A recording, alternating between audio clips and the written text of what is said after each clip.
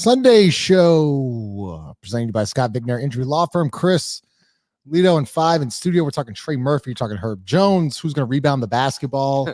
Is Zion going to start center? Summer League recap. We're going to talk Hawkins, Makovich, Reeves, and Missy. Tweet of the week and then fan questions. As always, make sure you smash that like button. Let's do it. First took away. Yes, with this. Get your money's worth now. Presented by the Scott Vicknair Injury Law Firms. Have you been injured in any kind of accident, car, truck, 18-wheeler, or hurt offshore? Scott Vicknair handles it all. Give them a call at 504-500-1111 for a free consultation. Yes, a free consultation. What's that? What did I? I'm just no, not you. I'm just seeing the shoes. Man. Thank you. Fucking thank you. Thank you. God damn. The shirt was enough, bro. What you got to prove? Yeah, don't tell me shit no more. God damn. Don't tell you shit no more. Don't do that. The person that buys shoes on accident. All right. Come on, man. All right, shut up for sure. All right, I got some watermelon, SB mids. Wow. Yeah, some light. Yeah. These rain shoes. They leather. It ain't raining though. It was. It was raining. Like hours ago. Yeah, and I might have had this on. And I might have not. I was just those are nice shoes. I like the shoes. I don't understand why are you upset at 5. I like the shoes are nice. I think the brother he can tell you why, but it's all right. Okay, that's fine. That's fine. Make sure you smash that like button. All right, we're gonna talk Trey Murphy first. Lito, we'll go Lito 5 and Chris. So obviously a big debate on Twitter and whatever social media platform y'all do. Discussions have broken out. And there have been projected lineups, right, Lito? And some you've seen Trey Murphy in starting lineups, some you haven't. Yeah. In your opinion, does he need to start or should he still continue to come off the bench? I mean, I think that he probably should start at this point. I think he should start. But being as though I don't know, like I don't have information on the actual lineups and who is in the starting lineup, specifically at the center spot. So it's hard to say, it's hard to designate a guy in a certain spot on the floor when I don't have the surrounding like information on it. But from a talent perspective, for sure he should start. I think he's a guy who, the more minutes you see him with Zion, the better they both did. And happy birthday, 5. And the better the team did. Thank y'all. You know what I'm saying? And I'm sure if you add DeJounte to that mix, Trey will also get better looks. Now, do I think he's gonna start? That's a totally different question that you didn't ask me. Can I ask you, do you think he'll start? No. Why? What would your main reasoning be for that? Our head coach is a defensive guy. And I can't see him taking Herb Jones out of the starting lineup.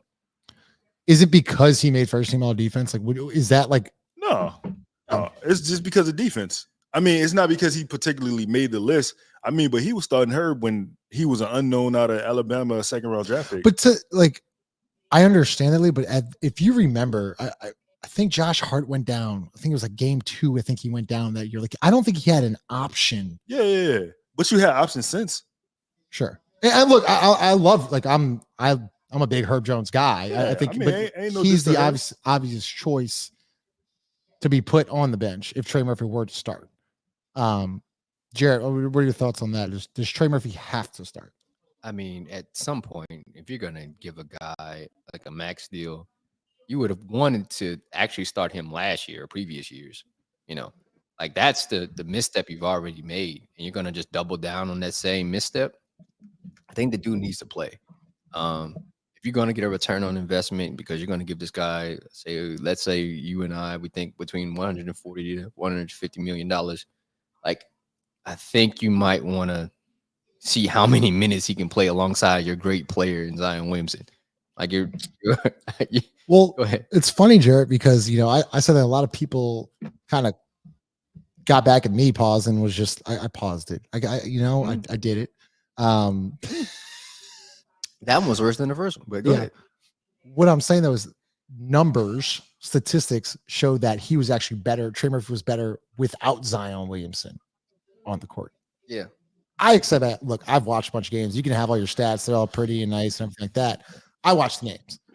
I understand what Trey Murphy can do for Zion Williamson. And you saw that stretch on the West Coast, the last 4 or 5 games they had on the West Coast when he was starting for Brandon Ingram. They were incredible together. Because it looks different. I mean, you can say, what about the stat that Brandon, Zion, and CJ don't have a negative connotation with the numbers? But yet you don't, like, somebody got to go, right? I think you have to let a young guy in Trey Murphy get his feet wet, especially with alongside a guy like Zion. Like, you got to allow him to fail and succeed and giving him that room to do so. When you take the minutes away and don't have him alongside Zion, it hurts him. And then it hurts the team. Let's say he does start, right? Let's say he starts at the beginning of the season and there are some struggles. Shout out to New Orleans being New Orleans. Sunday, 8:07. It's about right. But say he has some struggles. Like, there are some people going to be like, see, I told you so. Like, no. Like, we should have seen this progress already. We should have known, like, well, Trey Murphy needs to be a starter. We shouldn't even be having this conversation, but yet we're having it. That's a good point, Jared. Chris. I first want to say, like, I embrace what it means to be a hater sometimes. It's really, fun. And I've been trying to find a way to hate on 5 shoe combination here, and I cannot. So I just want to say, you should see the brother put together. Yeah. The brother put together a good fit, and he looked rich. Now, Trey Murphy, I think that the organization should have made it, one of their points of emphasis, just strictly on what they're about to invest in him and what it looks like next to Zion Williamson, how important, those two are together. But I struggle in wondering if that was a point of emphasis. Like, I don't think that they think that way. I think that they may have been thinking, all right, how are we going to put together a contract with Trey Murphy? How are we going to add talent? Can we hold off and keep him on the bench for another year? How are we going to fix our problems from last year? And what are we going to do with Brandon Ingram? I would assume that Trey Murphy starting is way down on that list. And of course, what are we going to do at center? But in this league, and when you think about, Justin, you mentioned the last few games of the year, that West Coast trip 5, you mentioned just how important he is as a player. And then one of you guys ended up mentioning Zion Williamson and Trey Murphy, connection, their 2-man group lineups, like not just this year, last year, when they were competing for tops in the West and Zion was on that magical run, Trey Murphy was, involved in that run as well. Like, it just, those two have a special chemistry on the floor together. And some of it is just as simple as one guy is elite at driving and the other guy's elite at shooting and can shoot in space as a spot up shooter. That's just simple work right there. That's not complicated. So, yeah, I mean, I think that should have been, it's too late now. It's too late to even ask the question now. But I think going into the offseason, it should have been a high point of emphasis with what they're about to invest in. It's so funny you mention that, Chris, because, Jared and Ross brought this up early on in the year, but it still made no sense that Trey Murphy was subbing in for Zion Williamson. Like, there has never been a plan for these. Like, I think there's never been a plan for Trey Murphy. You would think, right? Zion, elite driver. I mean, a guy that drives the rim, collapses defenses for kick out threes for Trey Murphy. You would think they would play or be on the court at the same time as much as possible. Yeah. But for the first 50, 60 games, you saw Trey Murphy subbing in for Zion Williamson. Go ahead, Chris. And look, in combination with that, I think one of the things that is lost about the end of Trey Murphy, like when we're talking about Trey Murphy starting and everything, folks are saying, they automatically assume that means Herb is to the bench. Or, I mean, now with the way that the roster is currently set, he ain't gonna be alone. But we have to keep in perspective and remember the end of the year that Trey Murphy had as a defender and as a rebounder towards the, like, it was consistent. It was a different level. Like, Chris, I'm sorry. I think we need to. I gotta cut you off. We have a Boo Crew stat guy. I think I have an idea. Okay. Who this might be. Is that me in the profile picture? I think that might be. It might be me, but shout out to you, Boo Crew stat guy. Yeah. We got a stat guy. Okay. There you go. That's Brett. Yeah. Yeah. Shout out to Brett. Nah, man. I mean, he already posted the the files already. So but I think towards the end, man, he was really like, even in Oklahoma City series, the turnovers were there. The blocks, the steals, the get in the pass lane, not getting, like, he was really taking strides, and everything that we're talking about with the team's vision, right? And they want to play fast, they want to play with pace, they want to play with smaller lineups. Well, it only truthfully works if Trey Murphy is continuing on what he was doing towards the year as a defender and as a rebounder. And I think we got to look at that as something that he can continue to build on and get better, which matches what you thought you were getting from on that side of the ball, coming out of Virginia. And go ahead, Joe. I'm sorry. No, I was going to just say this. We talked about this ad nauseum at times last year about what if Trey just played small ball 5, like at times during the season. So it's funny. I was actually going to mention that. I thought we all have talked about Trey Murphy needs to be a better rebounder, needs to be better. I hate when someone uses height. Like, just because you're tall doesn't mean you rebound, right? Like, the reason why Trey Murphy can rebound is 1, he's explosive, 2, he's got length, and 3, then he is 6'10", right? Yeah. Like, obviously like that. You saw him rebounding, Lito, at a very high clip on that West Coast trip, something that we haven't really seen in a long time. But I think he even maybe said in the post game, he was like, yeah, man, like, I think it might have been his dad was like, you got to start rebounding the basketball more. Shout out Terry. Mr. Terry. But I was just saying, if he can start rebounding. Well, you look, that dude's stupid. Go ahead. If he, Kenny, not Terry. Kenny. I was Terry. I'm sorry. It was Terry. Mr. Kenny, I'm sorry. Like, who the fuck is Terry? I'm looking at different names. I'm sorry. My bad, Mr. Kenny. I'm sorry. Lito, if he's a rebound at this type of clip, like he did the end of the year, could he possibly play small ball 5? In spurts. Yes, in spurts. And when you say spurts, give me like time frames. Maybe 5 to 7. I even think 7 minutes 6. is too much. I would agree. say 3 to 5. I was about to say probably 5 minutes max is probably the amount of time. Do you see Trey playing small ball 5 only later in the game, or could you possibly see it maybe at end of quarters, second, third quarters? That was egregious. Fucking Chris, dog. That's you, bro. I was trying to chill. That was egregious. Go ahead, man. No, the whole conversation. Nah, it was on me too. The whole conversation was crazy. I wasn't trying to look. No, I looked at the bro. I looked at the screen and I'm like, fucking Goldie over here is fucking snickering. Nah, man. Bro, I didn't even look at Justin. I just was looking straight. Go ahead. That's 5-4, man. Could he play small ball 5? He can play in the Spurs, man. He can play. I'll tell you what, man. If you mess up on this show, man, no, y'all can mess up, boy. I'll tell you what. If I mess up, oh man, it's your white guilt showing, Justin. Shut up. Hey, Justin, I was about to say they kill us. They kill white guilt. Hey, look, listen. Depends on the opponent. It depends on it, like matchup dependent. You know what I'm saying? I don't. I see that. Yeah, sure. I can't say 100% because like if they playing, I don't know. Just say OKC. Hey, hold on.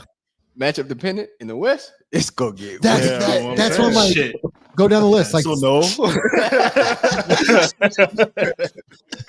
Minnesota, you can't play with a 5. No. Denver can't probably play with a 5. It's got to be like where it's got to be OKC. Well, no, let's just say let's not think about like Hartenstein.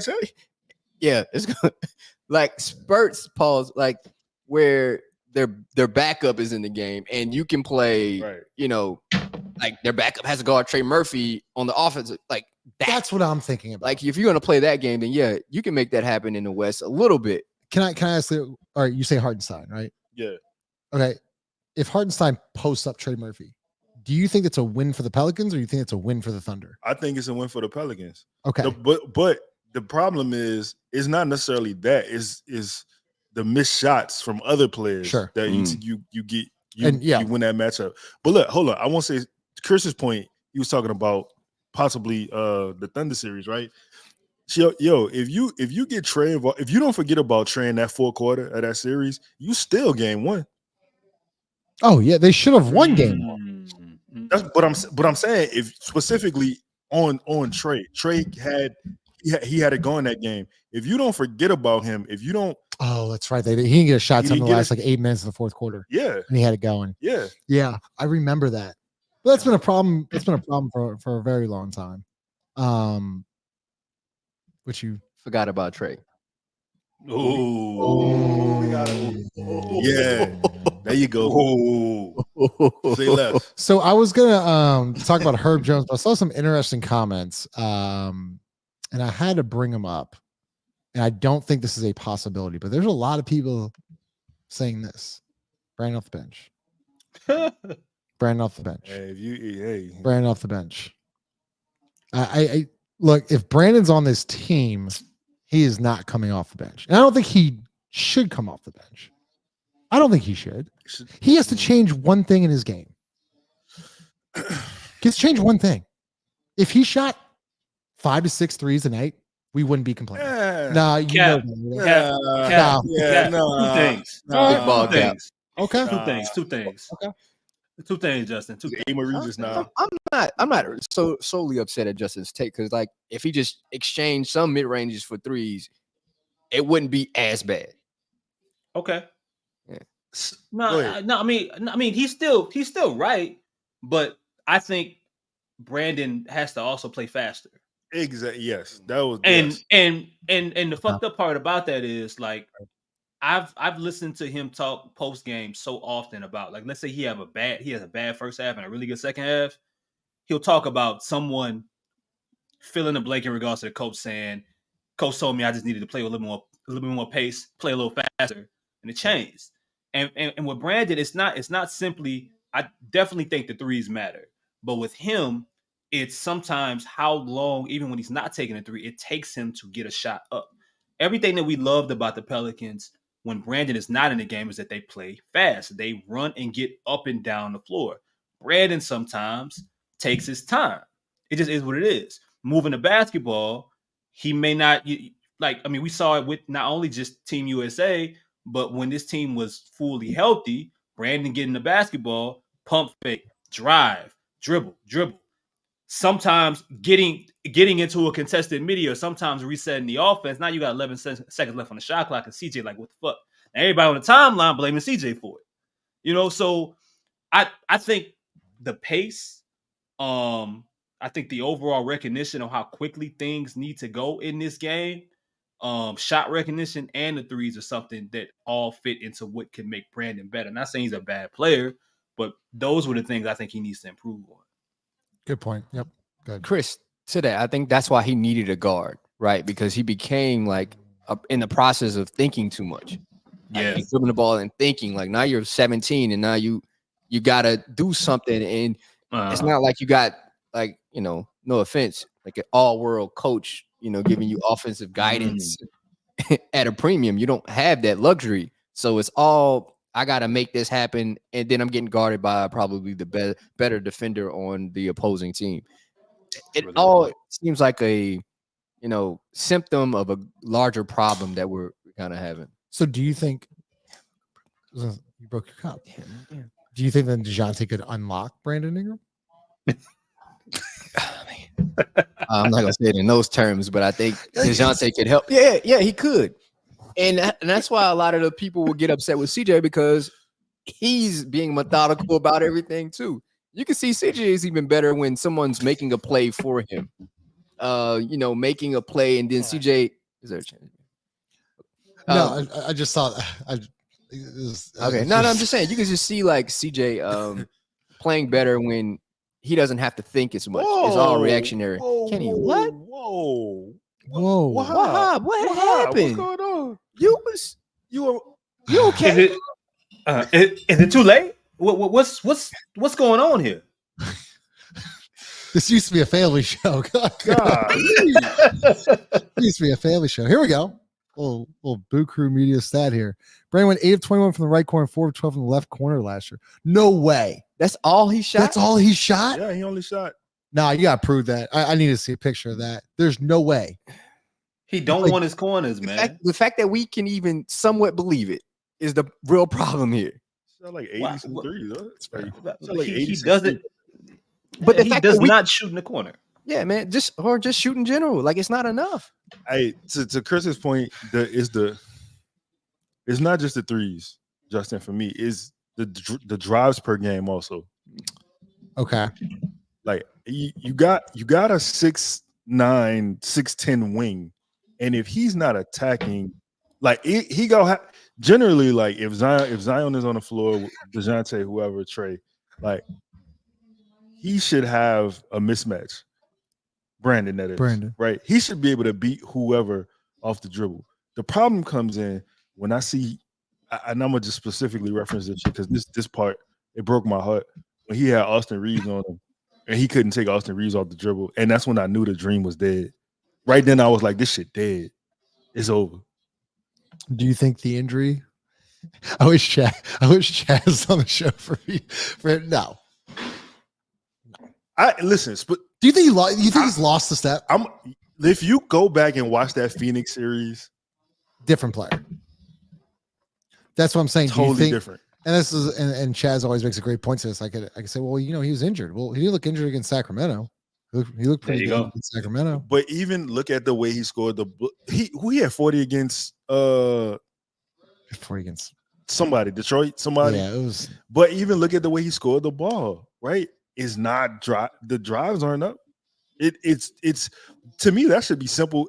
That should be simple, easy points for him. And the fact that he's such a good distributor of the ball, it would make everybody else's life easier too. But I think to Lito's point, I think he needs to get to the rack. Like the whole lead the free throws too. Yeah. I think he stops his own momentum, trying to make shots harder for himself. Like, bro, you elite, yeah. Like, but can you get easy buckets? Like, how many hard shots do you really want to take a game? Like, I can lift hard. Oh, damn. Pause. A game. A game. How many difficult shots do you want to put up? A game like that's your problem. You pulling up, pause. You putting up you going into your bag. Your CDF move already in the first quarter. Of course, you ain't got no legs in the fourth. Of course, because you've used all your moves. Like they know what you about to do. You have nothing left, and that's a big issue.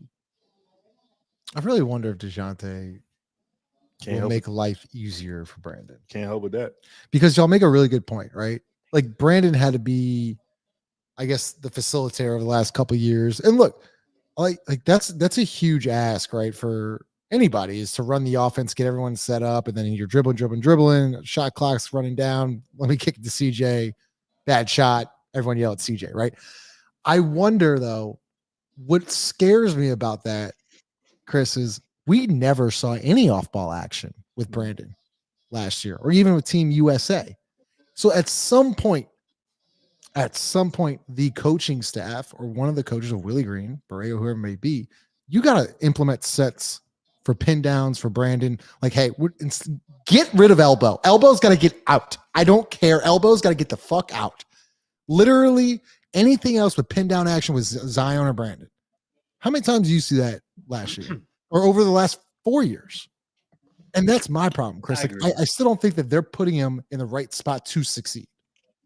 I do partially agree there. I think it's a mixture of him needing to buy into this new version they need him to be, and just simply what it means to be a part of winning something. You know what I'm saying? Like what it means to challenging yourself and changing, like going against your comfort zone and winning basketball games. You know what I'm saying? Winning meaningful basketball games. I think that's what Brandon is at in his NBA career. Like individually, I don't think, to me, it's a question. Can he average 20, 24 points a game? It's not a question. Can he change his game? It's not a question. I don't think that there's much, if we're talking about just simply as an individual, he's not capable of doing. But how does he merger that and sacrifice when it comes to winning a game, winning a series? And that's what he's struggling with. Like, Brandon, how you do that when you're not? How are you able to be your best when you're not the second best player on a team? When you're no longer the third, when you're not a third option. When we tell you we want you to stand in the corner for a majority of this game and create your offense and your flow off of being there. You know what I'm saying? Like, I do think that's a big, Whoa. We sure he not gonna be the second option? No, us. I mean, he might be, but there are games. Obviously where the style of the floor of the game calls for him. But shit, he made himself a third, or fourth, or fifth option during a lot of different games last season. Where he finished with 10 points, 8 rebounds, and 6 assists, and like I mean, he kind of submitted to being that option, that role, because he thought that's what was best for the team. Chris, you start off your statement by saying buy-in, and I vividly remember asking Lito a couple weeks ago. I said, "Why do you think he's not bought in, Lito?" And do you remember your response? It was respect, right? I don't have respect for the coach, or he doesn't have respect for the coach, right? And it leads me back to, well, you see Brandon playing a certain way, and you're not implementing this. It's not what you want him to do.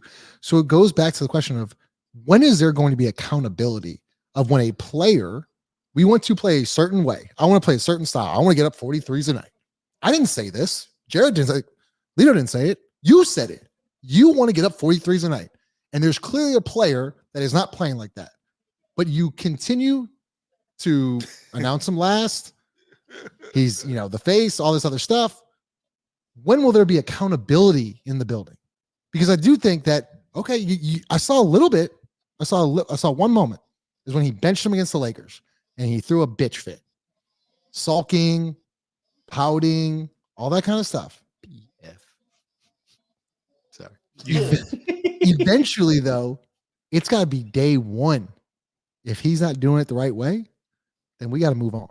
If he's going to be on this team coming in next year. Hey, yo, I've said this so many times within the last 2 to 3 years. It's crazy that like this has tied in ironically into your question. I said that nobody has played better defense on Brandon Ingram than Willie Green. To turn around in a playoff series and said, I'm not going to run anything for him, he got to figure it out. Forgot about that comment. Yeah, it's kind of crazy. I forgot about that comment. Was that? Well, but wait though. That was game calling one. himself. Game one. Yeah. Was he indirectly calling himself? Not overall, but was he saying that he needs to be more physical? Was that what he was saying? I think it's even worse, in my opinion. I think he's calling his mental makeup soft. I forgot about that whole interaction, right? Because that was when Brandon was like, let him do it. And Willie went on before him and was saying he's got to figure it out. And they got into a little... Yeah, then there was a game 2 altercation, right? I think, Jared, was when you were there was a game 2 altercation in the locker room, allegedly. Yeah. I don't know. He's like, back to the original question, he's not coming off the bench. And if you're new here, we have a fan question comments section at the end of the show. Get the likes up. Started a bunch of the comments. Make sure you smash the like button as always. Let's talk Herb Jones, right? So, Jarrett, if Trey were to start, obviously we talk about CJ going to the bench. The next option would be Herb Jones going to the bench. Yeah. Do you think this team can be successful with Herb coming off the bench? Yeah, of course. Like I told you before, Tobias Harris won or got like second team all defensive by being on the second unit. Like that's not a issue for Herb. Also, I think it plays well for Herb. He gets to analyze the game before he gets into the game. He gets to see how people are playing. He gets to see what moves are people. And then it's not like DeJounte can't guard the other, best players. So it's like, all right, now I get film or get an idea of what this guy wants to do. And then you get to like, I remember when they played Ja Morant when Ja Morant first came back, like beginning of the season, right? Yeah. Ja had like a terrible first half. Yeah. With Herb guarding him. But eventually, Ja broke loose. A game winner, right? Yeah, ended up with a game winner. So, on Herb. Yeah, on Herb. Yeah. No help. So apparently, Ja Morant didn't. Yeah. So think about maybe if he didn't see him as frequently, like maybe Ja wouldn't have picked up on tendencies. Maybe like the game Victor or the Spurs ended up winning late in the year, right? Yeah. Here, Wemby had 2 points at half, ended up with 19. Maybe, just maybe, if Victor didn't see Herb, he doesn't have this game, or finishes the game well. Like it's little things like that. Maybe like a guy doesn't have to. I don't have to guard you, small guards, all game, and I'm worn out by the fourth quarter. Like even SGA, he kind of figured like SGA figures like, and it's not a shot at Herb. It's just that's how talented these guys elite are. basketball. You're not going to stop someone of that talent of SGA, Luka, Tatum, Jalen, like all those guys. You're not going to stop them for 4 quarters. You have to contain them. So imagine if imagine if those quarters were contained. Like I didn't have to guard you full out. That's why like, everyone like overreacted to this whole thing. It's like, oh, how you gonna have Herb Jones come off of that? What do you mean? How am I have Herb Jones? He's going to play 35 minutes a night, and most likely will be in the closing lineup. Who cares? Imagine. But then you could switch back and be like, well, why do you want Trey Murphy to start? Because you want to pair Zion Williamson and Trey Murphy the same way. I don't give a fuck about your numbers. I watch the basketball games. Trey Murphy and Zion Williamson both maximize each other. I hate the number thing. I despise it. Because I guarantee you, I would love to see how many minutes they play together. Stats guy, don't pull it up. To that, I agree with you. Numbers at some point don't matter. Like what you see has to. You can just always persuade something. You can always just persuade, manipulate. Manipulate. Yeah. But Lito, do you want to say something? You want to go to Chris? Go ahead, Chris. What does it matter if Herb Jones comes off the bench? Does it matter if he comes off the bench? White rage.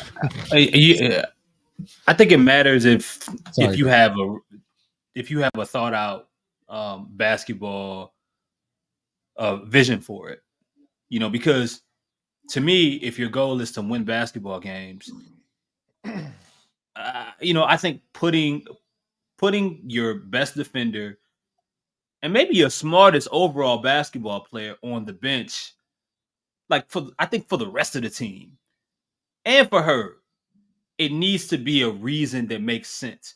Now, my issue is, are you benching her because you feel like he cannot fit into the best 5? Or if you throw out the center and you said the best 4? Or are you benching him because you are afraid to have tough conversations with certain veterans or strong personalities on the team? And I think that's the real issue at play. If it's simply you think it's going to benefit your basketball team, and the starting lineup that you were going to put out there is such a matchup problem, it's going to help you get off the strong starts, then I'm all with it. But I don't believe that that's what they think. You heard it? Yeah. Talk to him.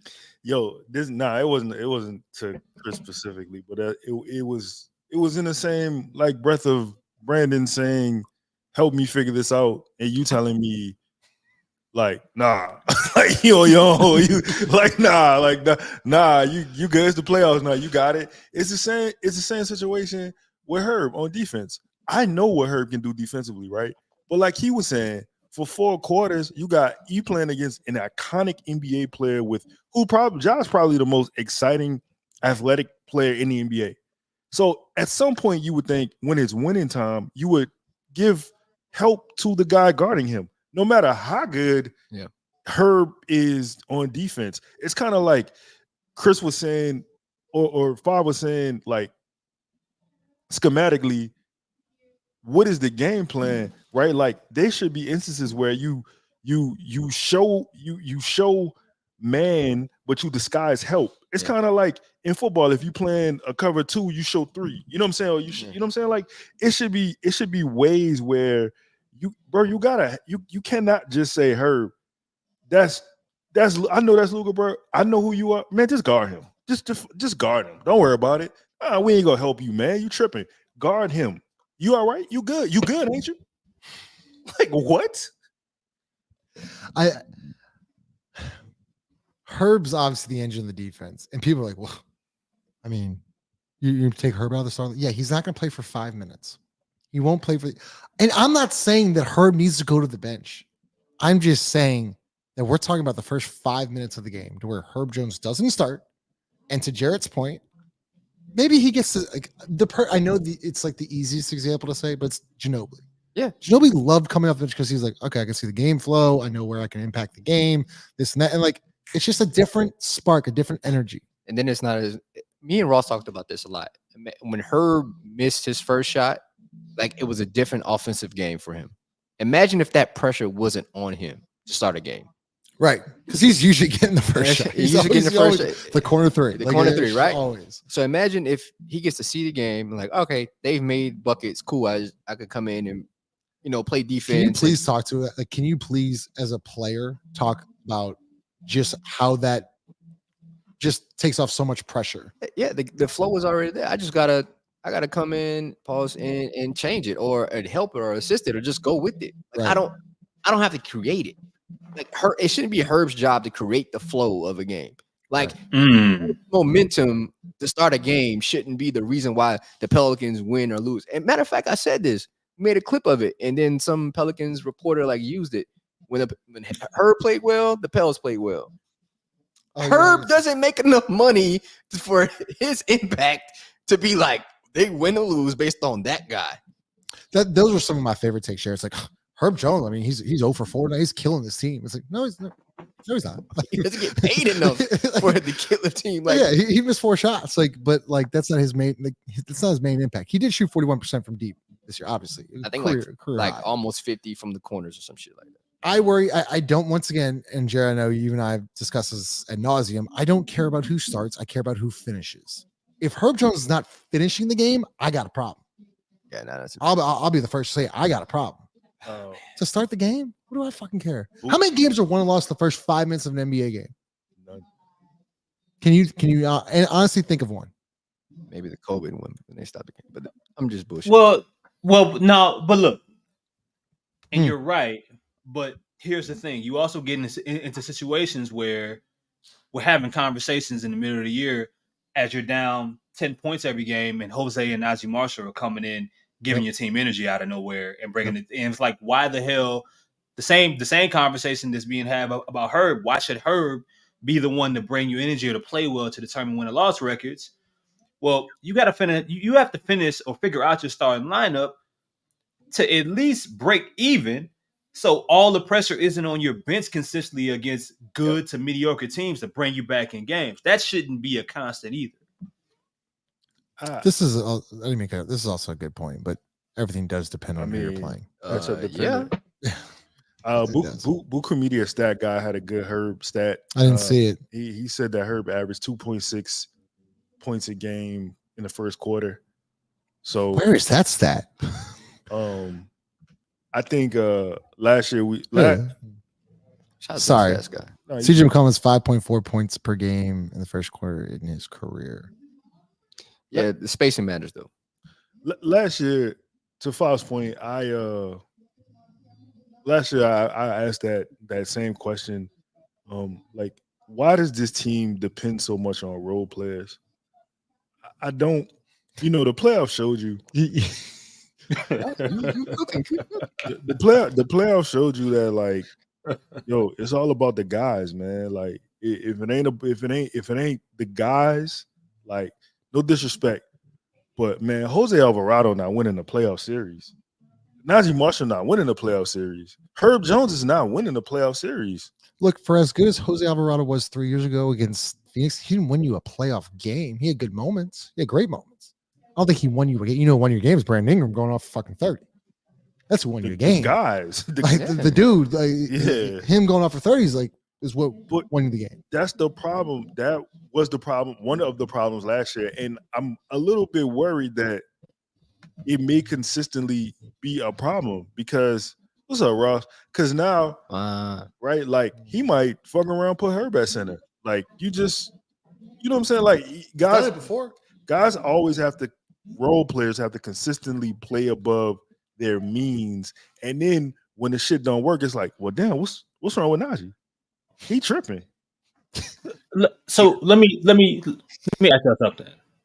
We having this bench starting conversation thing. I don't know if the players matter as much as like the principles and what the meaning of the lineups are, right? So like I'm curious what y'all think.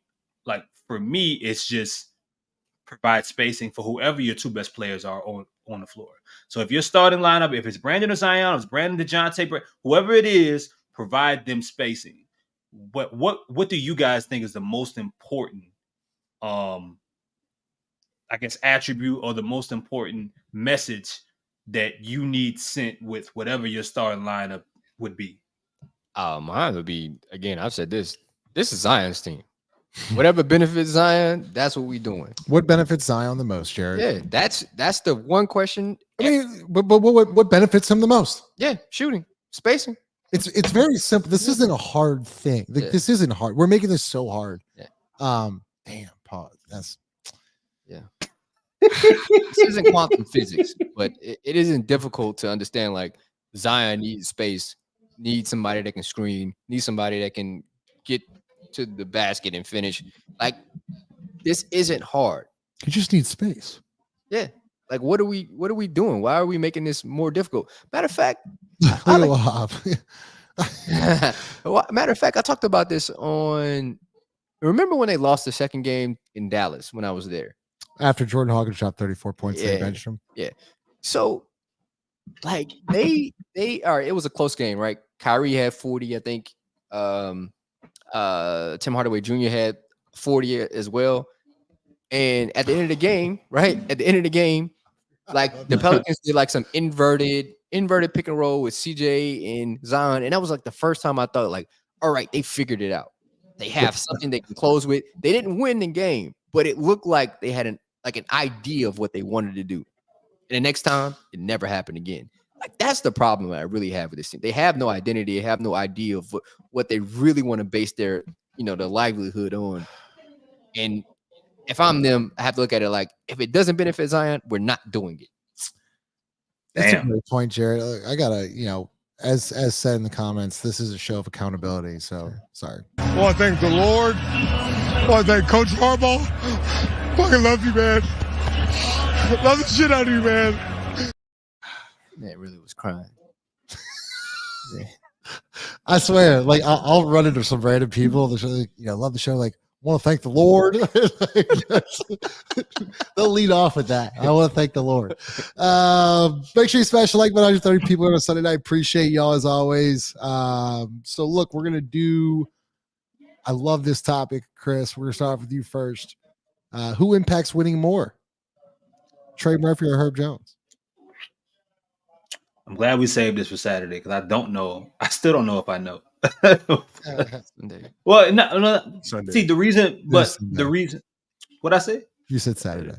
He dropped. Okay, see. Yeah. Yeah, you just been thinking about NCAA football. What's in my cup stays in my cup. There you go. Good job, 5. Because they both impact wins in different ways, right? I think, how about this? Herb Jones impacts, I'd argue he impacts regular season winning a little bit more than Trey. Trey impacts postseason winning. Trey impacts winning against really good teams, smart teams that are going to just say, I don't care if Herb Jones shot 41% from 3, I'm leaving him because we got to sell out on whatever Brandon or whatever Zion's doing. Trey against good teams, if Trey is right and Trey is healthy, it's way more of a sacrifice to trying to live or die by what he's doing because it really isn't a good decision. Like, we haven't talked about this enough. Trey shot, like, efficiency-wise from 3. Herb Jones shot better from 3 last year than Trey did. But it's way different. It's way different. And teams are going to respect what Trey is doing a little bit better than what Herb is. And, again, like, Zion's talked enough about how much he appreciates what Trey does, but he's done the same with Herb Jones and saying how much Herb makes life easier for everyone around him. But look, man, one dude's about to get paid $30 million a year, and the other guy, unfortunately, is nowhere close to that. You know what I'm saying? It just, like, the numbers tell a story as well. I think for this team, because I don't think there's a wrong answer here. I really don't. I think for this specific team, it's Herb Jones because he covers up so much defensively. Like, I've said this multiple times. We've been 6th the past 2 years in defensive rating. It's because of Herb Jones. It's not because CJ McCollum's a great defender or Brand's a fine defender. Zion's terrible. Jonas Valanciunas was terrible. Like, we all say Najee wasn't that great of a defender. Like Jose has moments, but he's, there's just, I think Herb Jones covers so much on the defensive side of the floor to where I think he impacts winning more. But Chris, to your point of regular season and postseason, and you saw what OKC did. All right, man, like Herb, if you're gonna hit threes, man. If not, you're gonna lose. And they got swept. So who impacts winning more in your opinion? The money tells you everything. The money does not lie in this particular instance for me, because at the end of the day, as important as Herb Jones is, he gonna give up 40 points to Luka. He'll give up 30 points to Ja. Booker go get 50. It just won't be efficient. It don't matter. 50 is 50. Like, it's however you. So I guess to your point, you're saying like these guys are so gifted offensively that they're gonna get theirs no matter what. Let me ask you this: if Herb Jones gave up 30 points, could he go get 30? That's a good point. Well, I mean, definitely not in this offense because they just stick him in the corner. I'd love to see him in a Draymond Green role. I'd love to see him in a point guard role. But definitely not in this offense. Well, all right. Let me expound on the question. Would any team be like, we're gonna double off of whoever because we're not leaving Trey Murphy? Would Herb Jones ever have invoked any type of that fear into another team? No. So if the game is pace and space, if this particular team is putting up 43s a game, the value, in my opinion, tells itself, because Trey is the guy who appreciate that. Thank you. Trey is the guy. Trey is the guy who is going to get paid. The value always follows the money. We love Herb Jones because Herb Jones he's in every. Man, shut up. He's a everyman type basketball player. He's a guy who go do the hard, you know what I'm saying, do the dirty work. He gon' fill in like whatever need the team needs. But at the end of the day, like Trey is a guy who will he can legitimately put fear in your team. You're not gonna. A coach is gonna game plan more for Trey. Absolutely. What are you game planning for Herb Jones for? No. Shoot my dog some bill. No, this is not against Herb at all. No, I'm just saying. No. It's not against Herb at all. Pop was like, avoid him like the plague. Like when he says something like that, you're like, all right. And you see what he did to Victor. Like, he only had 2 points at half. But Toledo's point, like, dude, if Book putting up 50, Luka putting up 40 and a triple-double on Herb, how impactful necessarily. It can't be a day-to-day thing where it's really, like, shout out to Herb. He probably out somewhere fishing right now, not even listening to this shit. But like, it can't be where a guy that's defensively gifted and he still, gets, has games where somebody put 50 on his head, 40. Like, all right, that's not conducive necessarily to winning all the time. 50 is 50, like Lito said. But a guy like Trey Murphy, I look at like the Atlanta game where him and Zion went crazy. And you think about how impactful that was, like, and then that stretch of games, like, all right, well, this seems like the more impactful guy. He could lead to more wins than Herb could, especially offensively in the game, is being tailor-made for an offensive game. It's such an interesting, it's an interesting topic, right? It's like, this isn't a shot at either Trey or Herb. It's just a discussion, just a topic point. But it's an interesting point because one is so elite defensively. One is like, we should be having this conversation. No, we should be talking about 1 in 14. The one I was about to say, the answer is Zion. Like, that's the answer. Right. If 1 in 14, here's the thing. If 1 in 14 actually lived up to money talks, right? If they actually lived up to their contracts, we wouldn't have to be having this discussion. You're absolutely right. Because then Trey and Herb would just fall in line. Yeah. Hey, I'm a 3-point guy. I'm a shoot 7, 8 a night, and then Herb Jones is gonna shut down your best player. But those two guys don't live up, and this is the whole accountability thing that I circle back to. And more pressure is added on to guys. So like more Trevor. pressure. Yep. Like Jose Alvarado shouldn't have to flip a switch in a game ever. He's done it Again, 20 to 25 times. easily. Again, we've seen him win regular season. Like I think. He's definitely won regular season games. He's definitely won. Not just won regular season games. Yes, but when you can't get into a postseason game and be like, "Hey, go win this one for me." Yeah, right. That's fucked up. Right. No, that's pulling Kyra Lewis off the bench and he ain't played in like. All right. About 50 minutes in. Make sure you smash that like button. We're gonna get to Leo's commercial here in a second. But we'll get to this next segment here from Chris. Start with you. Hard to see the graphic. I thought it'd be a little bigger on screen, but it doesn't matter. It doesn't. I just thought I thought you could see more. Anyways, Jonas Valanciunas, your leading rebounder, is going. Larry.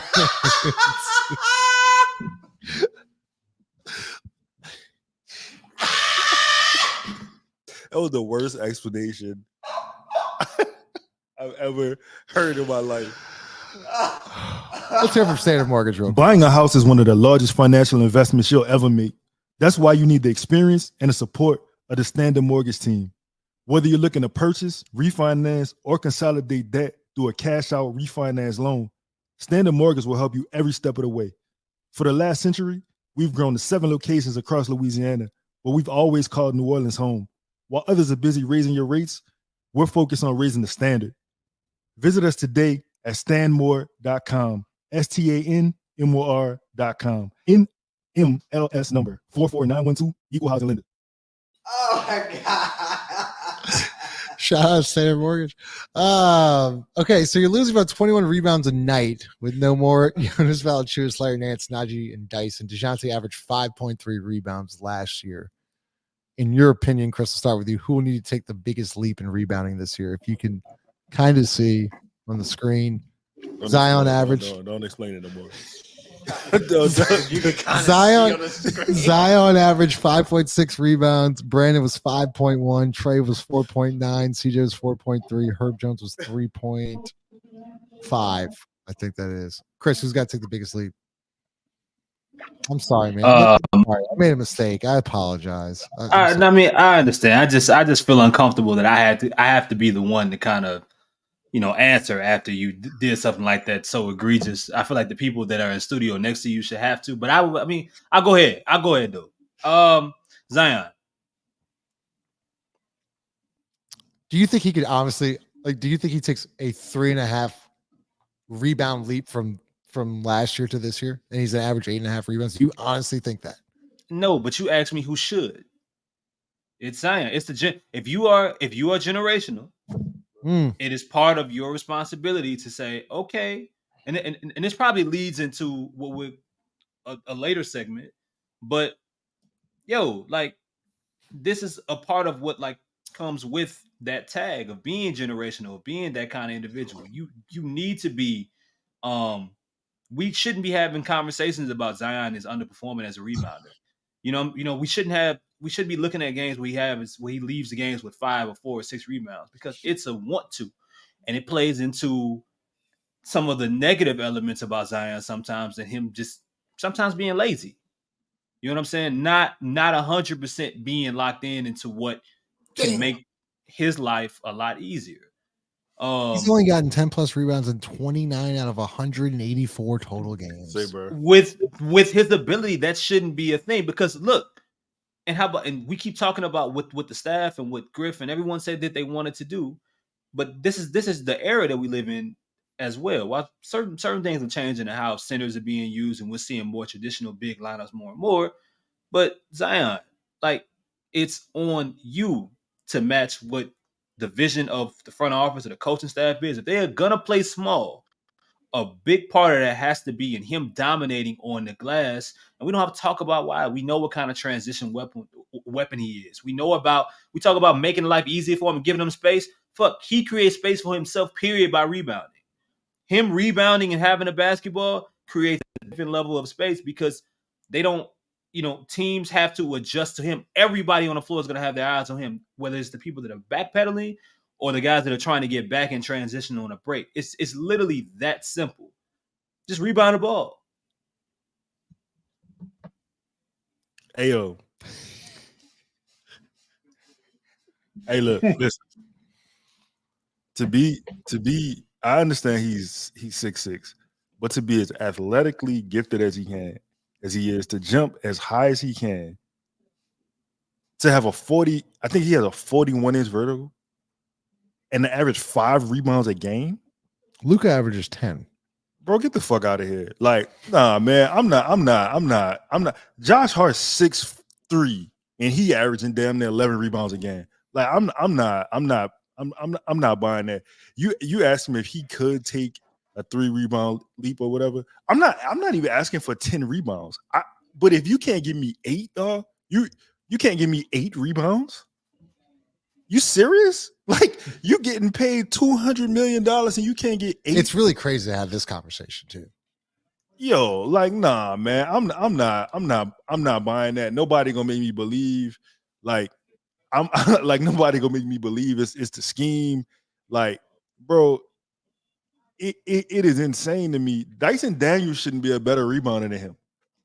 Like, Josh Hart, I could, like, there's people, you could just go down the list. We went down the list, matter of fact, of people who had more rebounds than Zion. And it was bad. It was a crazy stat.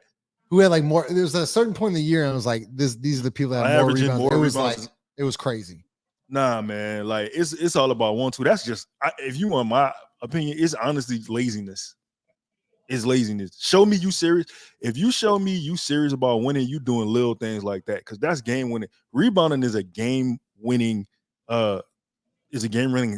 stat. Yep. Especially how bad the Pelicans got killed in rebounding department when you had a dude who averaged 10 rebounds a game and nobody else rebounded.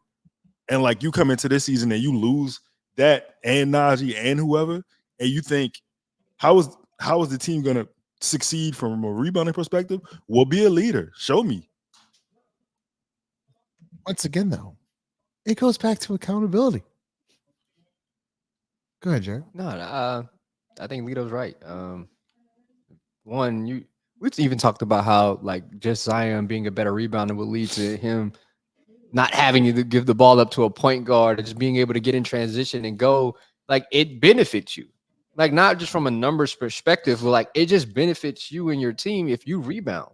Like, you stop the other team from scoring and you have the ball in your hand. That just seems like a logical thing that you would want to do.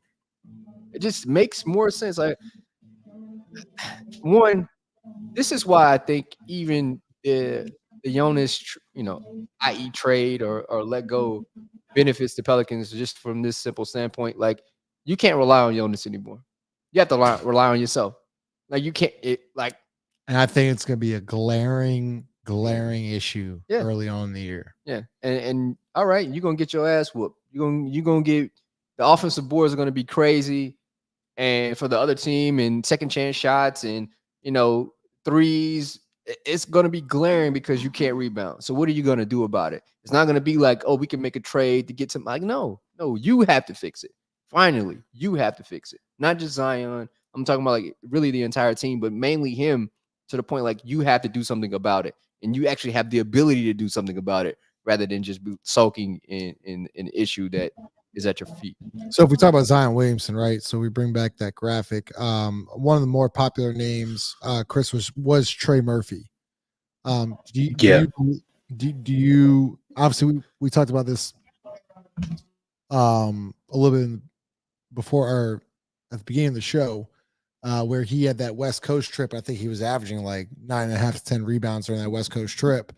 But you see on the graphic at like 4.9 rebounds a night. Where do you think he needs to be this year for this team to be successful?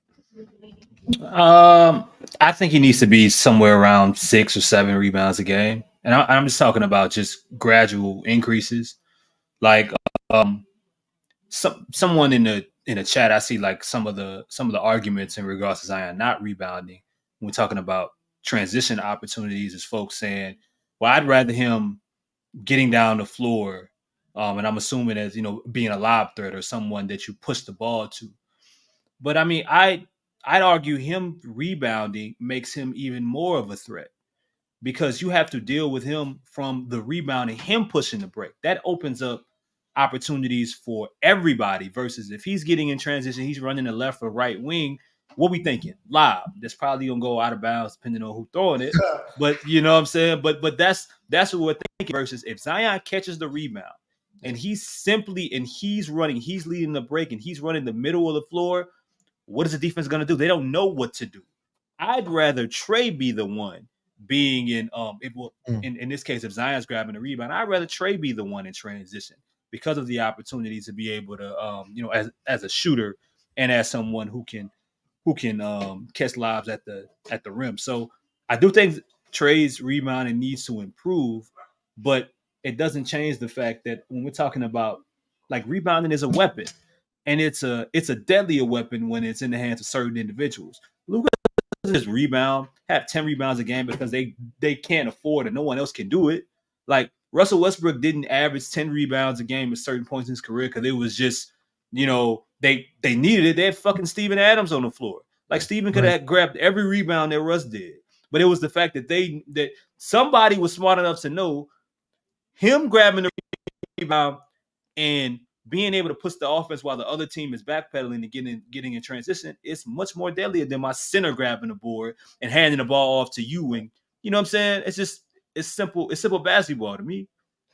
Remember the game where Zion, I think it might have been a rebound, it might have been a dead ball out of bounds. He scored in like 4.4 seconds or some shit like that. Spurs, bro. Was it the Spurs? I think it was the Spurs. Like I had never seen dude. Bro, he ran. No, it wasn't the Spurs. It was if anybody in the chat could let us know. But the fact that he scored in 4 seconds or less. 94 feet. And moving. I think he got through like 4 different.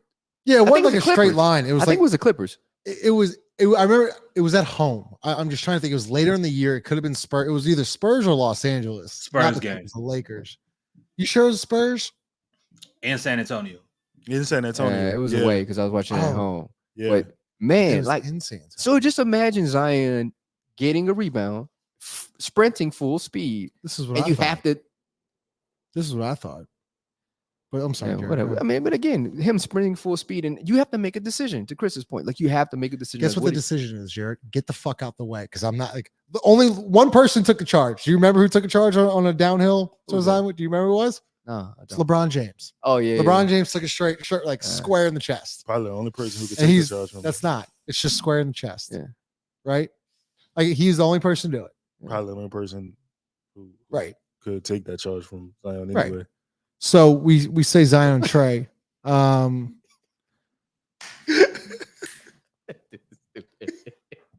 Nothing you did, Jesse. Not you. Nah, not you. It wasn't you. It was all me. Shocker. Leo, you always say that one thing that stuck out to me, you said earlier in the year, was when an opponent misses. Yeah. And Zion gets the rebound, it's basically a live ball turnover. For sure. Yeah. Yeah. I mean, yeah, like to whatever Chris and what Five has been saying, like it's a mismatch automatically. Everybody's in scramble mode.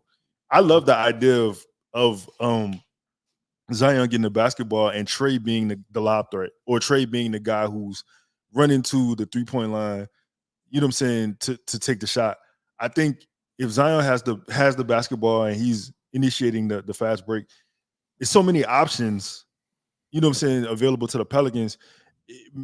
9 times out of 10, he getting fouled, he going to the free throw line, and he's such a strong basketball player, he's going to get the and one. Yeah. Right? So, like, why not take that to your advantage? You saw, to be honest, like, Giannis kind of started his ascent with that. Like, you saw that from him. He started doing that, and then it carried over to other parts of the game. He just kind of became like the full-time, I guess, point guard facilitator of that team. I think Zion has those qualities. You know what I'm saying? He's just a special basketball player. But at the same time, like, you got to make yourself special. You got to stand out amongst everybody else because, like, you have these innate abilities, but, like, you got to do it consistently. And I think that's the thing with him. The topic one is it's easily fixed. Like we're not like again, this isn't quantum physics. Like this is one thing you can just do to change the game. This is one thing that a coach can't control. Yeah. In my opinion. Like only the person that can control this is Zion Williamson. If he wants to become a better rebounder, it's up to him. You know what's funny? The fact that if Zion becomes a better rebound, it forces everybody else to be a better rebounder. Oh wow, the best player on our team is literally going after every single rebound. I guess I should probably do that too. Yeah. Or Jarrett, if he's gonna go get the rebounds, then I gotta hold my guy off, right? And I gotta shield and box out whatever so that Zion can get the rebound. That's why I hate the emphasis on playing fast. I hate it because it has this illusion that you can just as soon as they miss a shot, go. We're leaking. Like no. You gotta get the ball. You gotta get the ball. Like this isn't football. You know, it's not a turnover on downs. I'm glad you said that because playing fast implies once you get the basketball, then you're sprinting to corners. Yeah.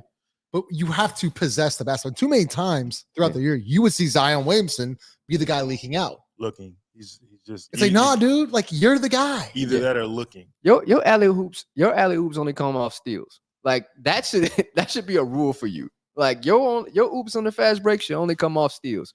Because any other time, you need to be towards the basket, you know, the opposing team's basket to try to corral a rebound. Yeah. There was a stat before All-Star break that lets you know like Zion wasn't for real working either because his rebounding, his highest rebounding percentage was between 13 and 17 feet. Which means he was not where the basket by the junction free throw line. Yeah. Shooting some bill. They shoot a lot of threes in the NBA. So long shot, long rebounds. Yeah. But to Lito's point, it does. When you watch 82 games of Zion Williamson, you know it's bullshit. Yeah. Like, you know, he's not by the rim, clean the glass as he should be. All right. So what we're going to do here is get to tweet of the week. Before it's that, Chris Smith of Keller Williams, one of the top realtors in New Orleans, located 8601 Leak Avenue in New Orleans for free marketing valuation of your property. To book a property tour or to talk real estate, give him a call at 504-231-2004 or visit him at chrissmithhomes.com. That is chrissmithhomes.com. Tweet of the week. This is a heck of a tweet. Look, man, I'm glad Dyson's hooping for Australia. He's he's doing some good stuff. Chris. That's great. Yeah, it's starting to get borderline obnoxious now. Like Dyson's not on the Pelicans anymore. I wish him the best. Really nice guy. I appreciate his 2 years here. He's not on the team anymore. I don't care. Like, it's not my team anymore. He's with the Hawks on an opposing team. Okay. Presented by Standard Mortgage, your local lender for life. Get in touch with a home loan expert today. Give him a call at 504-569-3902. Tweet of the week. From fan of good defense at Nick Hoops, Pelicans should have been patient with Dyson Daniels. Now they package him in 2 firsts for a fake defender. This is the best part. Dyson could easily be better than DeJounte this season, and Landry Fields managed to get Larry Nance and 2 firsts along with him. Chris, that's Chris Burner account. Chris, you tweet this? So we're now DeJounte Murray, an all-star. Yeah. An all NBA defender. Yeah. Whatever, a couple of years ago, whatever. Steals league leader. Mm-hmm. Top 5 in the last 3 years in steal. And we're saying that Dyson Daniels is going to be better than this guy this year. What are your thoughts on that, Chris? I think there's a lot of dog food going around Atlanta. Shout out to Rollo being free, but that's crazy. Yeah, I don't aluminum foil. That's yep. A furrow. I'm going furrow. Yep, furrow. Don't forget about the zinc too. I'm just going to ignore that. I'm just going to ignore that. I think that there's a, we all do this. Folks try to compensate or overcompensate for something. They try to make themselves feel comfortable about a transaction that's happened. And listen, Dyson is playing well right now with his country. And shout out to him for getting better as a basketball player. Whether it's because his motivation being traded, he played his country pride, or he's just better overall. But he can be better as a basketball player, and the Pelicans can still have acquired the better talent. It's not even close, and it will never be close. Like Dyson, whatever the hell Dyson is supposed to be at his at his peak, which to me, I've said it a few times, is Derek White. It will not be better than DeJounte Murray. It just won't. Dyson Daniels will never be. I will go on record as this. Dyson Daniels will never be a better basketball player than DeJounte Murray. Ever. Yeah, and look, Dyson's a better defender. He's probably a better role player, but DeJounte is he's in that star range.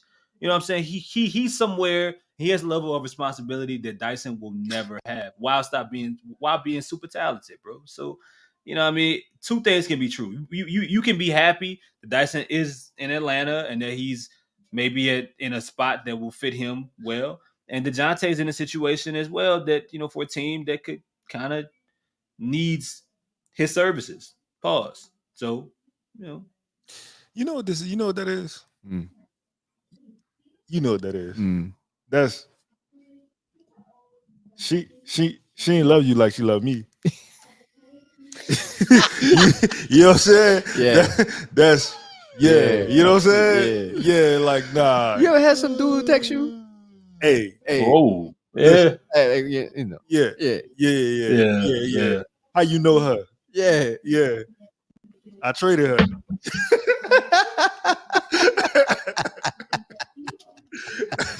It's a dangerous world out here. Yeah. That's crazy. He got that's the Instagram post. That's man, I'm so happy. I met the love of my life. Dog, it's been like a month, bro. You ain't even seen the bad side of her yet. Yeah. Let it marinate a little bit.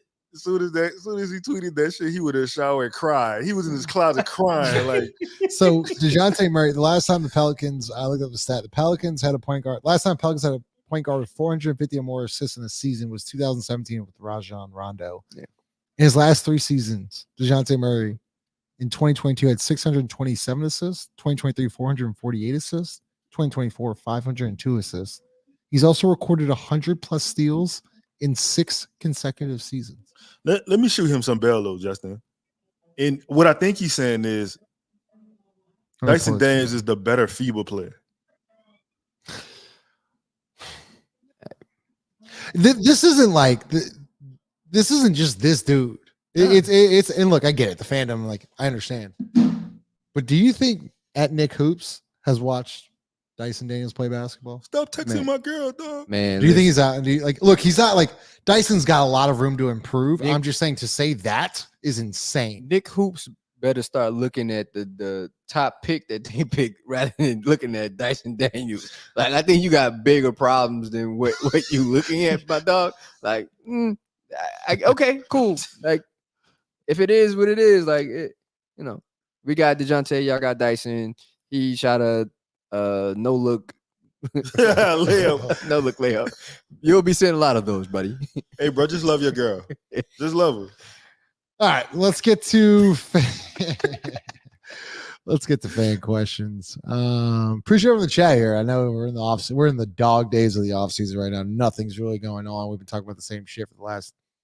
But we here though. We are here as always. Yeah. 5-4, but yeah. So allegedly, Chris and Lito had allegedly. That's crazy. Allegedly, it actually happened. You don't got to say allegedly. Did you get fired from UTEP?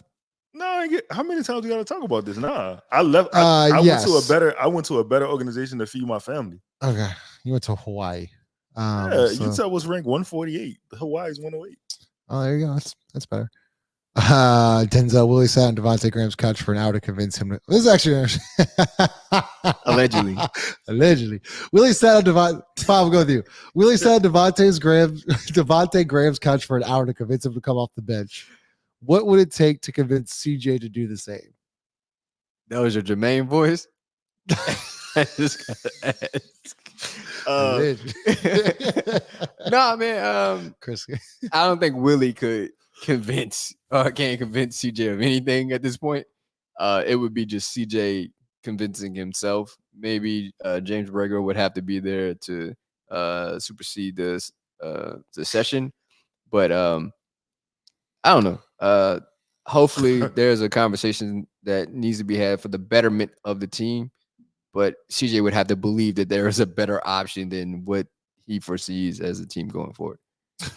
Just so we're in fan questions here. So if you have a question for the panel, drop it in the chat. I'll start and I will get us to answer them. So let's go, Lido from Gus Bus. If you could get Kessler without getting, because I knew you were gonna make fun of me for it. If you could get Kessler without getting rid of Brandon, should we keep him? I don't think that's possible. Yeah, because they're in the tax now, so they would have to get. Well, I mean, if not Brandon, you have to get rid of somebody in order to get underneath the tax. I don't know how you get. I mean, they say 2 first-round picks, but for Kessler, that's what they want. Allegedly. Oh no, wait. They started with 2 firsts for Lowry. And that dude nice, bro. He cold with it. Yeah, he cold with it. Dude he cold nice. with it. Kessler. They initially he said Danny Ainge said that he only needed 1. Right. That doesn't necessarily mean that he wants 1. Probably means 2, and he's gonna try to swindle his way to get possibly 3. I mean, if you're the Pelicans, like, you don't need any more new talent, but I understand the sense of like holding on and something. But you gotta make a move. You gotta get somebody, and I think Walker Kessler would be a great addition. See, and that's the issue. He'd be perfect. He'd be perfect. That's the issue, though. Like, regardless of how you feel about Brandon talent wise, you know what I'm saying? I feel like all parties involved in this podcast, and we speak about trading Brandon or moving Brandon, simply saying for the fit of the team. And the issue is that Brandon was supposed to turn into a center. And now that didn't happen, what? Brandon Ingram was supposed to turn into a center? Like no. Like trading him. Yeah. Oh, trading him. Yeah. Oh, I see what Ross has been saying for a while. Yeah. Chris from JH15. Is there still a chance BI is traded or no? Absolutely. I think you do have some crazy background noise right now. I can't do anything about it, to be honest. His house? That ain't his house? Yeah. I just live here, bro. You ever work in a store? You ever walk into like Target or Walmart? You're like, hey, bro, you know what a dog food is? He'd be like, hey, Chris, here, bro. I don't know. Hey, Chris, I knew you was hit. When Justin asked you that, and you said I can't do nothing, and you was looking to the side, I was like, yeah. I'm just. I understand. Yeah. Listen, bro, I'm just adjusting. Like, I'm just trying to play winning life basketball here. That's really all I'm trying to do. I'm sitting in the corner and like I'm just waiting, like, But I would say like best case will be like something around September. I think the latest trade I remember of recent before a season started, and maybe it's because we were talking about Lauri Markkanen, but I remember when Lauri got traded to Cleveland, the Bulls were trying to trade him, but they didn't like the offers that they were getting. They kept looking around, they couldn't find nothing. And then ideally, I think it was around September, they ultimately end up making a deal, because somebody had to cave. You know what I'm saying? Like they had to find something, and it ended up working out. And it was late. It was later in the offseason. Something like that would have to happen, I think, for Brandon, because obviously he's not about to take the extension. And somebody in the organization got to know that even if you're gonna go ahead and just say, all right, we just gonna hold out and see what happens, it's not the smartest thing to do right now. You know what I'm saying? So I think somebody got to give, and if it happens, I can see it happening between August and September. But Jordan Hawkins. How is he? I guess he's okay. I don't know. Does he have COVID? I don't know. Like, what's like mentally? Like, I'm thinking he's strong. I'm thinking either one about his sprained ankle or his just performance. But that's why you got to use words, dog. Like, you know what I'm saying? Like, how is he? Justin, how are you? I'm good. See what I'm saying? I'm good. X-rays was negative, Thomas. X-rays was negative. So nothing broken. I feel like he should be ready for training camp and definitely ready by the season. You heard it here first. Breaking news. Jarrett Wahab. Trey isn't defensively disciplined enough for long spurts at the 5. I think Lito said 3 to 5 minutes. I don't think he should be playing, extended minutes at the 5, but I think it actually would help him defensively, right? Like it's a different viewpoint, vantage point, different responsibilities. I think he'll be able to, because I don't think Trey's great laterally, right? But help side, I think he can be really good, right?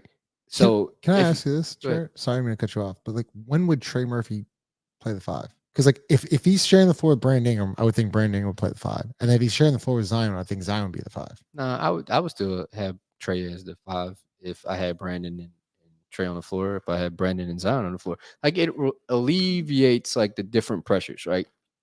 Because if you cross match it where you have a 5 guarding Trey, right, and a 4 guarding Zion, or a 2 or a 1 guard, like it makes more sense. It's more of an advantage if you do it that way.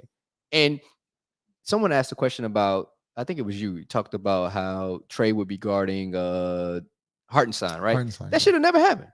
Like they wouldn't give the ball to Hartenstein on a block and like, oh, go beat Trey Murphy. No, they're not going to do that.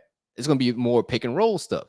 And I think that's where Trey would benefit from. For sure, because you just switch it. Just switch it. All right, and then you get DeJounte on Hartenstein. Like you live with, like then okay, you live with it. That's what I'm saying. You could live with it.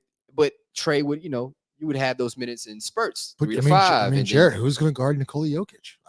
Well, who's fuck going to guard nobody. Joel Embiid? Nobody guards them. So who's going to guard Davis? So you have to make them guard. Oh, hey, South Sudan is going to guard Joel Embiid. I'd like the referees from the FIBA. Like, gosh, goodness gracious, love them. I just like the game, dog. Yeah, I just like the game. The only thing I don't like, I love the goaltending. I love that once it hits the rim, you can bat it away. The one thing I don't like is the 3 side.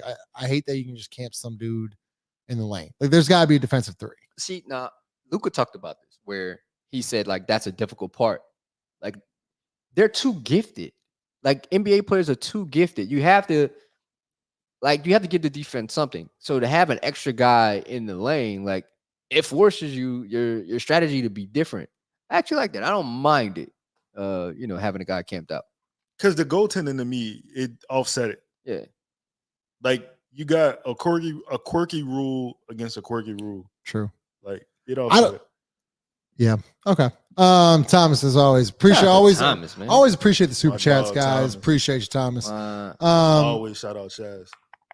Always shout out Chaz. By the way, I saw some comment like Chaz is going to come back. We're taking a break now. Hopefully, he'll be back by the regular season. Shout out to Chaz. Yeah, like Chaz died or something. Like Chaz passed away. Like I know. Like he's like we talk to him every day in the group chat. I miss Chaz. I know. Like he's still there. Chris BP. Starting lineup should be Zion, Trey, Herb, DeJounte, and whatever center. Whatever center. That could be Lito. Frank.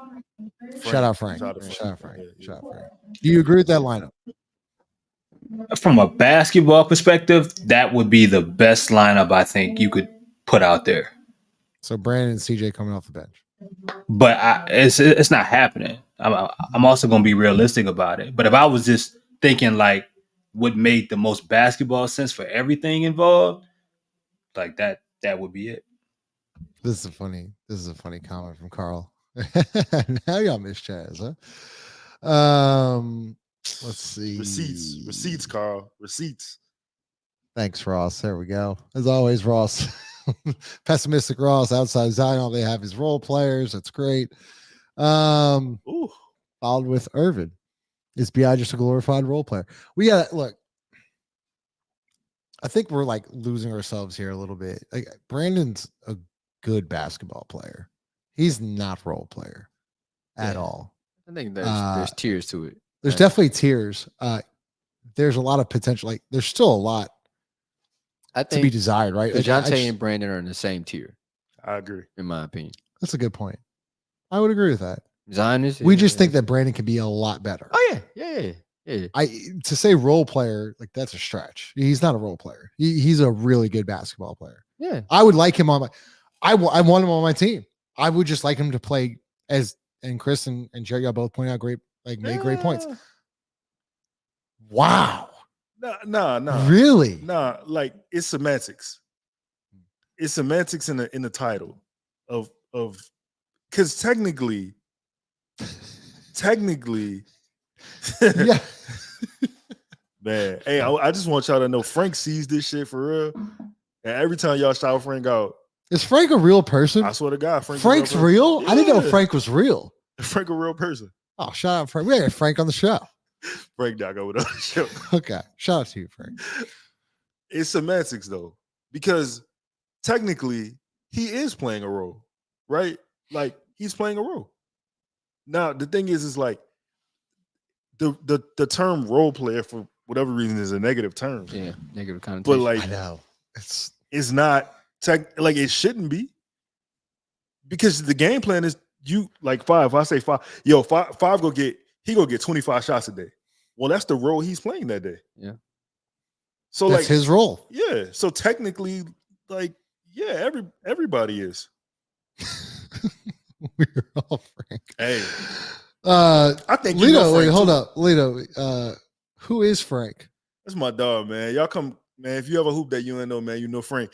Shout out to the last comment. Supreme. Yeah, Supreme. Man, you know Frank, man. Frank used to be at the St. Bernard Center too.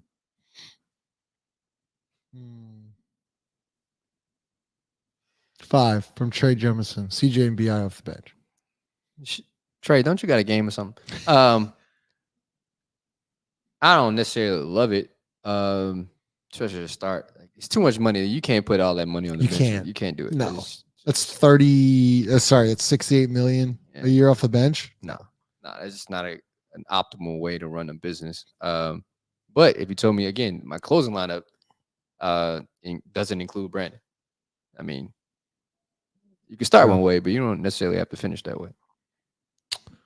Chris from Cade. Like, we forget all the reports about Zion showing up every offseason massively overweight. There was a reason the team wasn't his until now. You said massively. I would say massively. Adverbs. Chris, going into year 6 now, I can't believe I have to ask this question. Because he didn't show up in shape last year. No. He wasn't in shape. You think he shows up in shape this offseason or this in October? Man, it would say something really, really horrid about, I guess, him, or where he's at mentally, or just his thought about the team, the organization, the situation.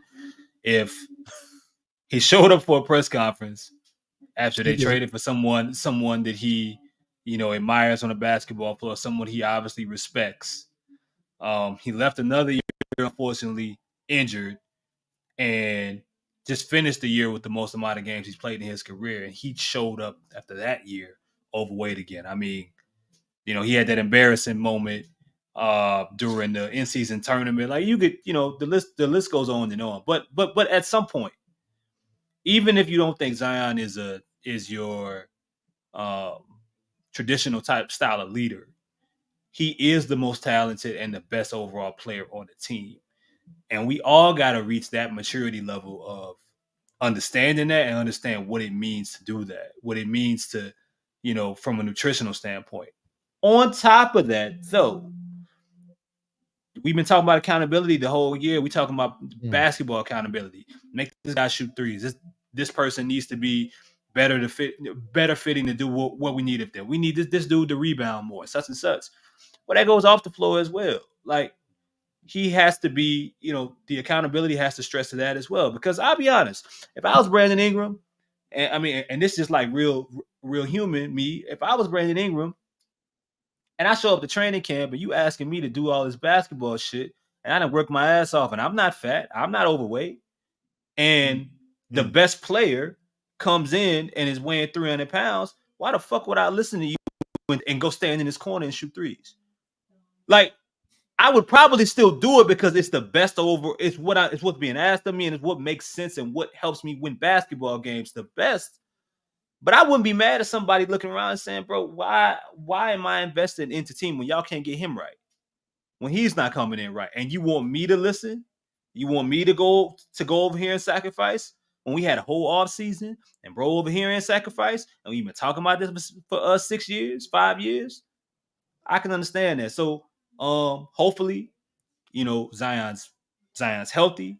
He's right. You know what I'm saying? He got a little one. Hopefully, he's happy. He's been in the city. I'm hoping that everything lines up right for him to get in the shape. And it could be a constant. We don't have to be it before media day. We just know we can count on. At worst, Zion's gonna come to camp ready to play. Yeah. From Beans, we'll go with Jared. If you want to change the ceiling for this team, you got to change the mindset. I've seen the ceiling as a defensive-minded team. I want to see lamps with multiple ways to score. Although we nitpick about the lineups, it's not really like a lineup problem. I think it's a philosophy problem. 100%. Like, you had multiple skilled players on the floor at once, and you couldn't put the ball in the basket. I think it's a scheme problem. I think it's an identity where you don't know. Like, they would run, again, I know you don't like the elbow set. It's really just a horn set. I don't think they know what they're looking at, to be honest. Like, how many easy looks do they generate? That's what you look at when you're analyzing coaching, analysis. But that's the issue. They don't generate easy looks. Like, say if they run a set and Herb gets a open three in the corner. Do you think that that's based on the coaching staff, like based on the scheme, where they wanted to generate that corner look, or was it the opposing team wanting you to shoot that three with Herb? The latter.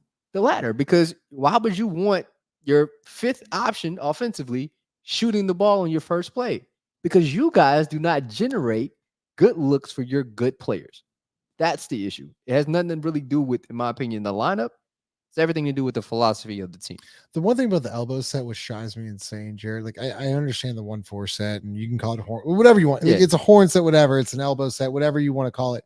It's Brandon Ingram coming off an Iverson screen, going away from the rim. All this momentum is going literally towards the sideline instead of like coming downhill, coming off a pin down, all that other stuff. So it's you have to catch, turn. Defender's got enough time to recover, and like, correct me if I'm wrong. I can't remember one, like, it must have ran 100 times. I can't remember one time getting a clean look out of it, whether it just be a layup, a back door, a slip, whatever it may be. Then don't remember one time. Exactly. And they would run that shit in crunch time.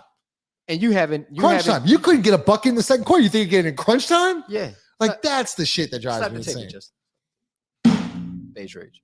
There we go. Sorry, Chris. Cat Manny. Spurs 2020. Brandon Ingram, New Orleans. Brandon Ingram, New Orleans Pelicans receive what? Oh, San Antonio receives Brandon Ingram. Pelicans receive Kelton Johnson, Zach Collins. First. Yeah, sure. That's fine. Zach Collins is fine. Hey, you should need a starting center. Like, whatever. I don't mind that. Hey, look. If we were in the Eastern Conference, we're the third seed, Just let you know. We play in the Eastern Conference, it's a historic Western Conference this year. Multiple, 9 teams? Like, it was incredible. If we were in the Eastern Conference, we'd been the third seed. So shout out to you, 504 boys, always. Appreciate the super chats.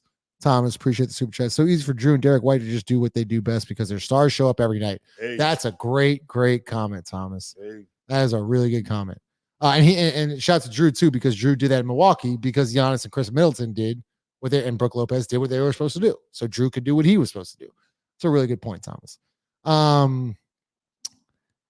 Cade, I never understood people saying he's saving his athleticism. I'm guessing it's about the Zion rebounding. So go to Lido. I never understood people saying he's saving his athleticism either. Saving it for what? The play-in? If he's hiding something, he needs to use it in the regular season because his team is mid with him. I mean, yeah. Hey, look. Did y'all hear what Griff said about the other day about Zion like flailing and shit, talking about he want him to use more skill? Who said that? Griff. Oh yeah. In his interview. Yeah. Thought that was interesting.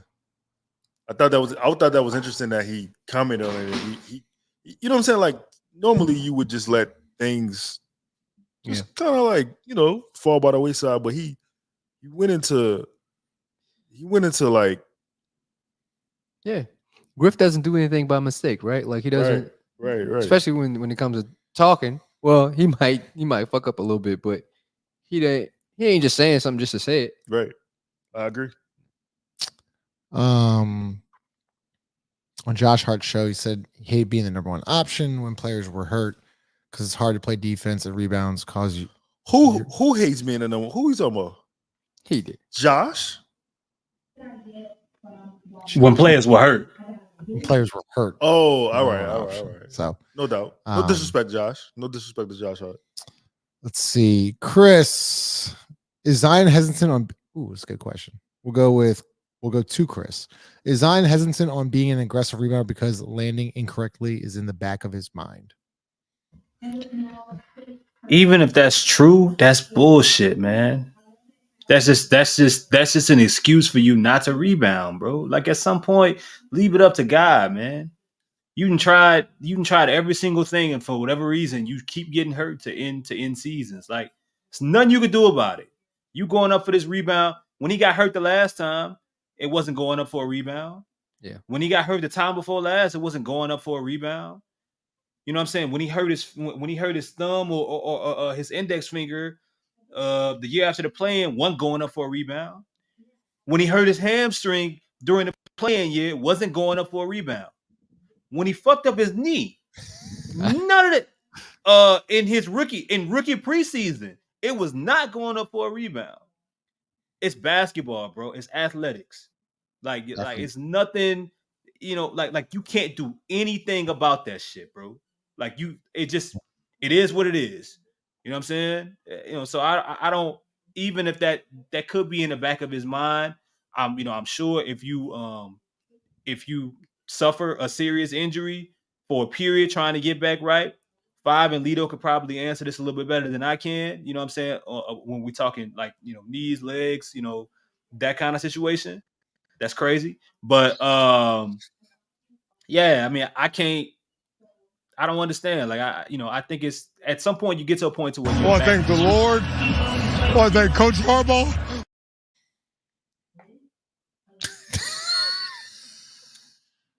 Well deserved. I wanted them to kind of answer, but that's kind of a weird way to kind of have them answer. They just didn't say a word. They didn't say a single word. I apologize. Thompson more convinced Buku knows more about offense than Willie. Shout out to Thompson. Definitely debatable. Chung, starting five: Trey, Herb, Zion, Murray, some center, Allen, Tice, Makovich, Frank. Shout out to Frank. Shout out Frank. Frank can't start at center though. Carl, Five needs to have his own bails bond service with all the bail he's shooting tonight. You shot a couple. Yeah, man. I'm here for the people. That return on investment for a bails bond is pretty high. So yeah. ROI. Okay, they think Dyson's going to start for them. That's something. Carl, I don't know. I hope he is. Good job. Eddie, I don't know. The BI stuff is so quiet now. There's nothing going. I'm telling you right now, it's looking like he's back in October. But look, things can change. Watch baseball. Things can change. Shout out to you, JB, member of 4 months. Appreciate you, man. Shout out JB. Yeah. We appreciate you. That's really good stuff right there. Let's see. We'll go to Lito. Are we willing to hit the tax to trade BI? Jared Allen may be available with Mobley's new deal. May have to take Strus as well. JB, you're already in the tax. You are in the tax. Here's also the thing about the tax. Like you can, like just like this year, you can start in the tax and then get trade like a Kyra Lewis and then get under the tax. Yes. Just so I do not remember the exact like figure though. It's like 800,000. It's okay. like, well, Go back. Wait, hold up. Was he asking about trading Jared Allen? Someone changed the comment. I'm sorry. So he's saying, okay, so let me pull up Jared Allen's contract. Stats guy, where are you at? Jared Allen, 5 years. So Jared Allen's making 20 mil. So no, you would actually if you trade Brandon, you'd be under the tax for Jared Allen. But then you would have to get Strus. I see what he's saying. Strus may not be thinking what 12, 15? Strus contract is 4 years, 15. So that puts you at 35. So it's actually basically that balances out the trade. So Brandon for Strus, you throw in Strus. I do it. Jared Allen. I do it. Hell yeah, you do it. As Ross said, you have to get a starting level center and a Brandon Ingram deal. There's not one on the team, so yeah, I agree with that. Okay, shout out to you, JB. Thanks for being a member. We already kind of answered this, but who wants this one? Jay, you want it?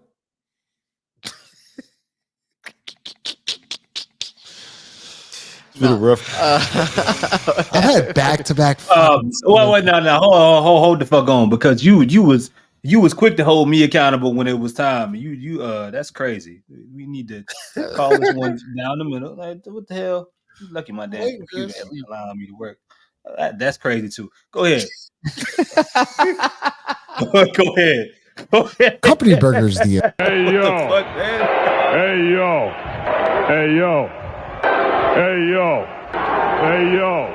Hey yo. All right. Well, I love how Jared just went like this. What happens first? BI gets traded, or Willie Green gets canned. Probably Brandon gets traded. I think there's still like a window of opportunity for Brandon to get traded, but if Willie Green gets fired, I think you need like some losses early on in the season. I'm thinking like 20 games in.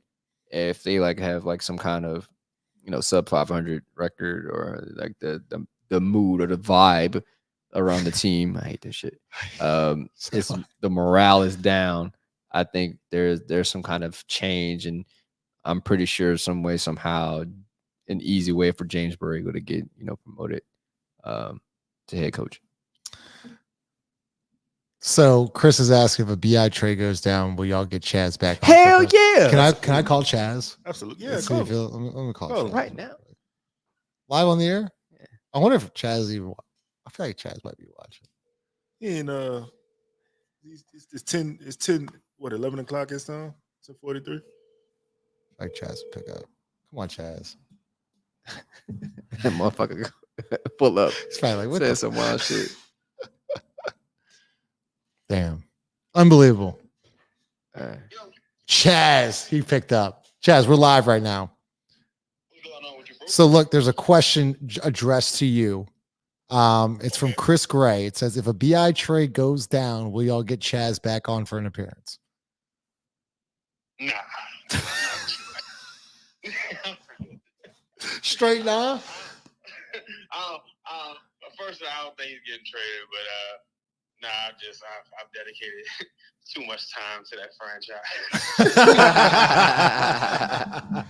Chaz, always good hearing from you, man. What up, Chaz? I'm about to check out the live. All right, bro. I'll at you later. Hopefully he comes on. Okay, so Tommy, don't give up Jared Allen for BI. Interesting. Thoughtful question. I disagree with that. Okay. I disagree with that. I'd take Jared Allen. Then follows up with a Pelzer 60-win team. All right. That's fair. That's pretty crazy. When the fuck have they won 60 games, dog? All right. So, that's crazy. Yeah. Lito, would y'all want Jared Allen for BI? I would want more than just him in return. I know BI's value isn't all that crazy, but the Cavs gave Mobley all the money. So Allen could be a throwaway. I mean, I just want a center.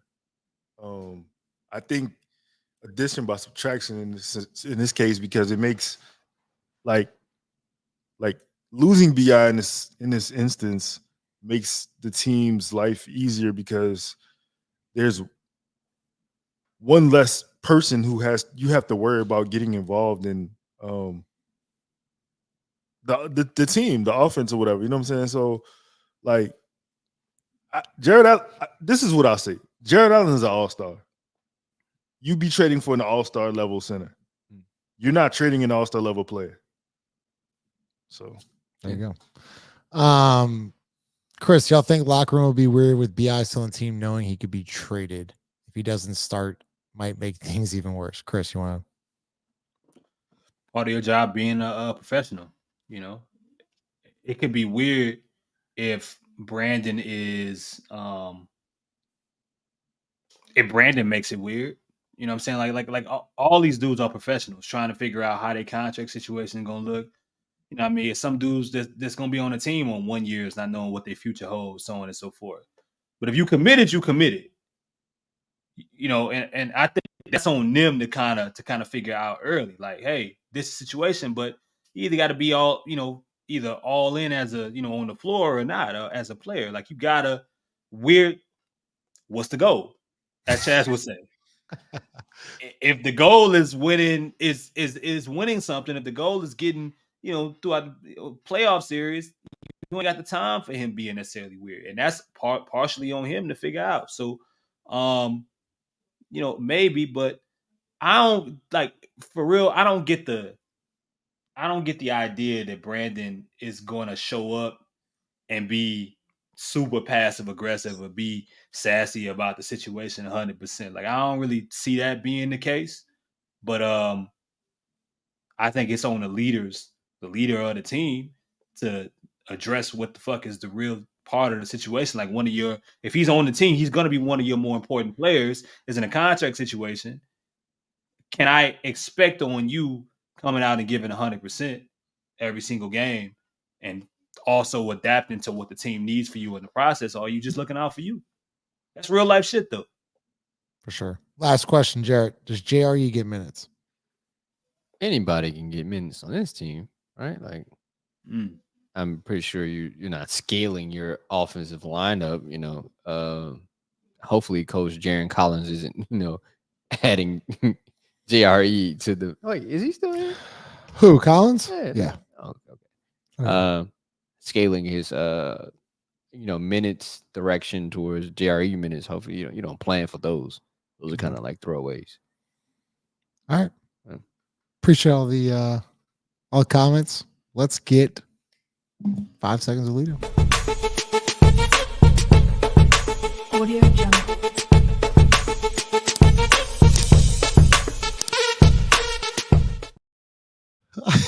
Shout out my East Asian theme music. Special request. Yeah, man. Look, I said something earlier about stats, and this is where context is important. Shout out to this brother from Canada. Not really, but the question is, for anybody who's listening and not watching, the question was, who is a better player in their prime? Marcus Cousins. Oh my God. Or Sabonis. The answer this brother said was, I want to say Boogie, but it's probably Sabonis. This is where you've got to use your eyes, and you cannot rely on a fucking stat to tell you that Arvydas, I mean, goddamn. Wow. Damn. It's okay. Nah, fuck him. Nah. This is where you got to rely on your eyes, bro. He is in no world is he better than DeMarcus Cousins. A prime DeMarcus Cousins at that? Yeah. Dog, I seen this man do shit that a 6'10" grown man should not be able to do, dog. Like, he was unstoppable in his day.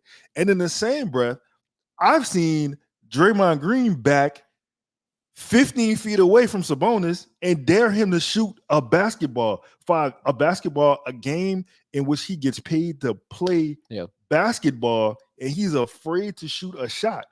This man could not use his right hand. Like, he couldn't. They were legitimately saying, hey, bro, you're an NBA All-Star, an All-NBA player. I dare you to use your right hand. And you know what he said? Nah, I'm not going to do that. I'm not going to be able to do that. I can't do that. I won't show you I can do that. Bro, DeMarcus Cousins was a matchup nightmare. It was nothing you could do with him or prime him. And lastly, this whole topic, don't disrespect me. Don't disrespect me. I'm still feeding my family in Taiwan right now. Do not disrespect me. Straight up.